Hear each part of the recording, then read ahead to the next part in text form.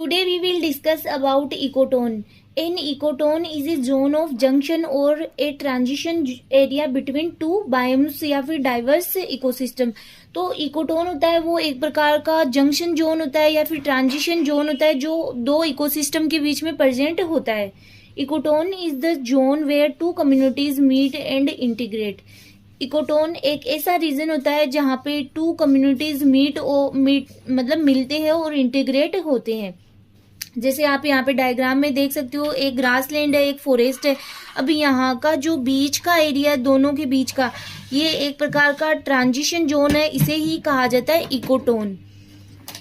Characteristics of ecotone, for example आपके mangrove forest represent an ecotone between marine and terrestrial ecosystem. तो mangrove जो forest होते हैं वो एक प्रकार के इकोटोन को रिप्रेजेंट करते हैं। किसके बीच में? मेराइन और टेरेस्ट्रियल इकोसिस्टम के बीच का रीजन होता है वो मैंग्रोव फॉरेस्ट कहलाता है। ग्रासलैंड, अब grassland between forest and desert के बीच में क्या प्रेजेंट होते हैं? ग्रासलैंड प्रेजेंट होते हैं। तो ये एक प्रकार के इकोटोन को रिप्रेजेंट करते हैं। फिर आपके characteristics of ecotone, it could be narrow और वाइड। ये नेरो भी हो सकते हैं और वाइड भी हो सकते हैं। यह इंटरमीडिएट ट्रांजिशन एरिया होते हैं, अतः यह स्ट्रेसफुल रीजन होते हैं और यहाँ पे बहुत ज्यादा बायोडाइवर्सिटी पाई जाती है या फिर देखने को मिलती है। इनमें ऐसी प्रजातियां हो सकती है जो अपने निकटवर्ती बॉर्डर एरिया में मिलने वाली स्पीसीज से पूर्णतः डिफरेंट हो सकती है। इकोटोन नेचुरली एंड ह्यूमन मेडेड हो सकते हैं। फॉर एग्जाम्पल है एग्रीकल्चर रीजन एंड फॉरेस्ट के बीच का इकोटोन ह्यूमन मेड होता है। तो आप यहाँ पे देख सकते हो, जैसे कि एक एग्जाम्पल ये है, एक ये है, आप चाहो तो ये दोनों नोट डाउन कर सकते हो। ये है फॉरेस्ट इकोसिस्टम, यहाँ पे एक फॉरेस्ट, जैसे यहाँ पे डेसिड्यूस फॉरेस्ट स्पीसीज नोट किया हुआ है, ये आपके यहाँ पे ग्रासलैंड स्पीसीज। तो इन दोनों के बीच का जो एरिया होता है वो क्या कहलाता है? इकोटोन, जिसे कहा जाता है एक प्रकार का ट्रांजिशन जोन, जहाँ पे जो बायोडाइवर्सिटी होती है वो बहुत ज्यादा पाई जाती है। फिर आपके इकोलाइन, एक टर्म आती है ecoline. Ecoline is a zone of gradual and continuous change. Ecoline एक ऐसा जोन होता है जहाँ पे ग्रेजुअल और कंटिन्यूस निरंतर चेंज होता रहता है, परिवर्तन होता रहता है। From one ecosystem to another when there is no sharp boundary between in terms of species composition। जहाँ पर कोई भी शार्प बाउंड्रीज प्रेजेंट होती है, इसे ही कहा जाता है ecoline. It occurs across the environmental gradient, gradual change in abiotic factors such as altitude है, टेम्परेचर है, सेलिनिटी है एंड डेप्थ etc। इनमें क्या होता है, जो अबायोटिक फैक्टर है उनमें चेंज होता रहता है, ग्रेजुअल चेंज होता रहता है, तो इसे कहा जाता है इकोलाइन। आगे आपके importance of ecotone, it consist high diversity in organism. Ecotone region में प्लांट स्पीसीज शेल्टर या फूड के लिए खोज में आने वाली एनिमल स्पीसीज को शेल्टर और फूड प्रोवाइड करवाती है।